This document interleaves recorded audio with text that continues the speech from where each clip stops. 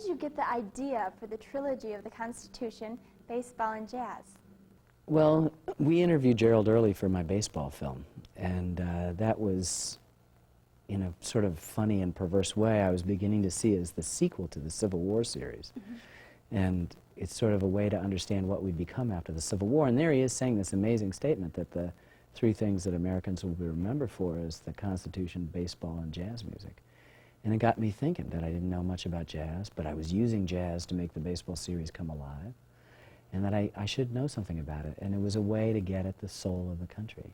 So I followed Gerald Early's lead, and essentially the three, I mean, I've made dozens of other films, but the three main, the trilogy, if you will, the trilogy. is, are those, if you consider that the Civil War is clearly the Constitution's greatest test. Exactly. And it's true. Why PBS? Well, I stay with PBS for a number of reasons. I think the clearest one is that there are no commercials. It sounds so obvious, but it's the reason why we should be there.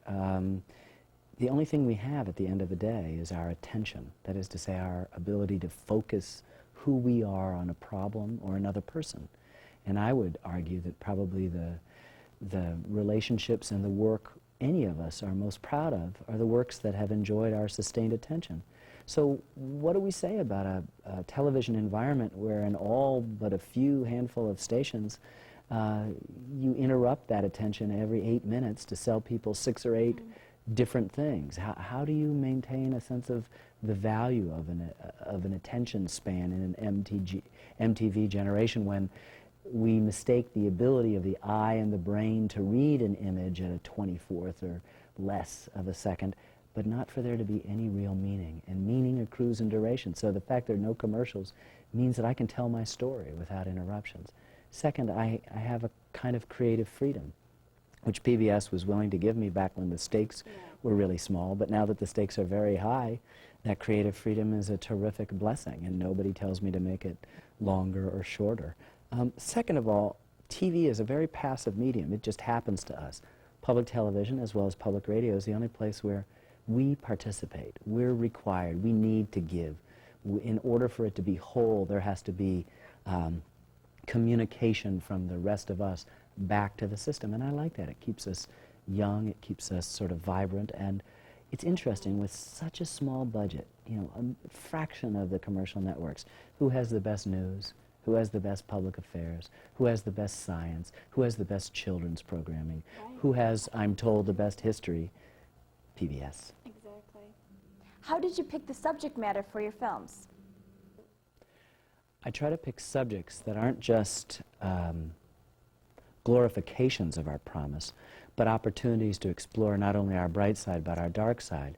So if you were to look at the three films in the trilogy, back to back, you would see that it was united not just by an idea of celebrating some of the most transcendent moments in American history, but looking at the darkest. The jazz is all about race. Yes. So is baseball. I wouldn't have made baseball had not Jackie Robinson come up and made hypocritical the notion that this was our national pastime up until April 15th, 1947. The Civil War is about slavery. This is a country that was founded on the proposition that all men are created equal. Yet the man who wrote those words owned 200 human beings. So you're always in American history taking the good and the bad if you're dealing with social things.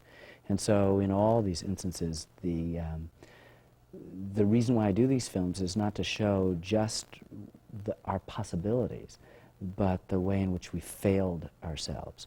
Not with an idea of guilt tripping or finding the negative for the sake of it, but for the way to understand that the bad always comes with the good, and what you make with that combination is what life is all about. And so the United States of America has some pretty extraordinary possibilities, blessed with great resources and great geographical protection, extraordinary ideas at the heart of its founding, and yet it has had accompanying it horrendous relationships in the case of race. And so that's been the principal theme in all my films. And the Civil War wouldn't have happened without the existence of slavery in this country. Baseball is not an important large, important subject unless you can weave it into the way it reflects American social values. And jazz is not only an opportunity to look at the strengths of America in the 20th century, but its weaknesses. However, too often when we speak about racial questions, we're always sort of shaking our heads at what could have been. And how ironic that the only art form that Americans have created should have been born in a community that has the experience of being unfree in a supposedly free land. That's a stop the presses kind of story. So I've never dealt with a subject unless I could deal with it from all perspectives. And that requires having to tolerate an awful lot of bad in the midst of what is, on the whole, the best country that's ever been.